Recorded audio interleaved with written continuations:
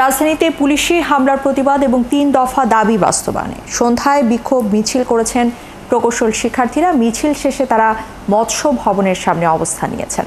বিকেল ৫টা থেকে বিক্ষোভ শুরু হয় বুয়েটের কেন্দ্রীয় শহীদ মিনারে।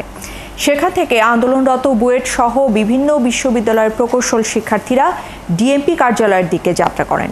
মিছিলটি শহীদ মিনার, টিএসসি, দোয়েল চত্বর, শিক্ষা ভবন হয়ে প্রেস ক্লাব এলাকা দিয়ে হাইকোর্টের সামনে দিয়ে মৎস্য ভবন, গোল চত্বরের সামনে গিয়ে অবস্থান নেয়। এ সময় সড়কে যান চলাচল পুরোপুরি বন্ধ হয়ে যায়, আর এতে ভোগান্তিতে পড়েন সাধারণ মানুষ। এদিকে ইঞ্জিনিয়ার্স ইনস্টিটিউটে ব্রিফিংয়ের পর রাজধানীর মৎস্য ভবনের সামনের সড়ক অবরোধ করে বিক্ষোভ করছে প্রকৌশল অধিকার আন্দোলন। সেখানে আছেন সহকর্মী ইমতিয়াজ সনি। এই মুহূর্তে আমরা সরাসরি যুক্ত হচ্ছি তার সাথে।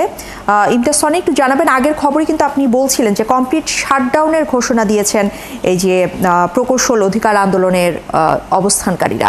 তো এই মুহূর্তে আসলে কি অবস্থা সেখানে, তাদের পরবর্তী কর্মসূচি বা সেখানকার এই মুহূর্তের অবস্থান সম্পর্কে কোনো তথ্য আছে কিনা?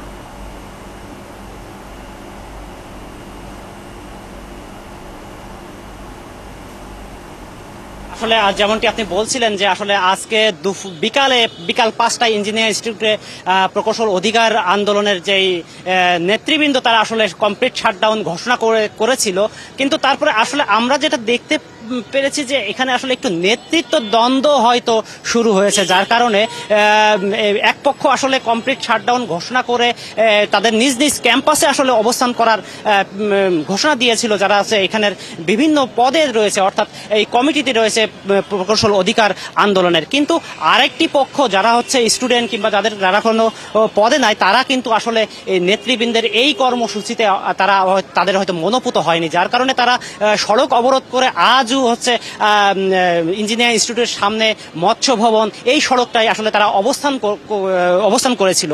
কিন্তু এরপরে এখন কিন্তু আসলে তারা সড়ক থেকে মূলত হচ্ছে তারা ইঞ্জিনিয়ারিং ইনস্টিটিউটের ভেতরে গিয়ে তাদের কমিটির নেতৃবৃন্দের সাথে আলাপ আলোচনা করছে। এখন রাস্তায় কিন্তু যান চলাচল শুরু হয়েছে এবং অনেকটা স্বাভাবিকও হওয়া শুরু করেছে। যেটা আমরা শিক্ষার্থীদের সাথে কথা বলে যেটা জানতে পেরেছি যে এখানে যেই প্রকৌশল অধিকার আন্দোলনের যে কমিটি আছে, এই কমিটির সিদ্ধান্তের সাথে বাংলাদেশের আরো বিভিন্ন বিভাগে অর্থাৎ রুয়েট, কুয়েট, চুয়েট সেখানকার নেতৃবৃন্দর একটা দূরত্ব হয়তো সৃষ্টি হয়েছে, যার কারণে তারা বর্তমান কমিটির যেই কর্মসূচি সেই কর্মসূচিতে মনোপুত না। তারা মূলত রাস্তা অবরোধ করে সরকারের কাছ থেকে আসলে দাবি আদায়ের জন্য তারা আদায়ের পক্ষে ছিল। কিন্তু এরপরে তাদের মধ্যে যেই আলোচনা এখন যে ইঞ্জিনিয়ারিং ইনস্টিটিউটের ভেতরে চলছে, সেইটা আসলে সেখানে আসলে এখনো আমরা মূল তথ্যটা এখনো আমরা জানতে পারিনি। কিন্তু তাদের মধ্যে যে দ্বন্দ্ব চলছে এটা মূলত অনেকটাই আমাদের কাছে প্রকাশ্য হয়েছে আর কি। কিন্তু তারা আসলে এখনো পর্যন্ত একটা ঘোষণা। আপনাকে অসংখ্য ধন্যবাদ আমাদের সাথে যুক্ত হওয়ার জন্য।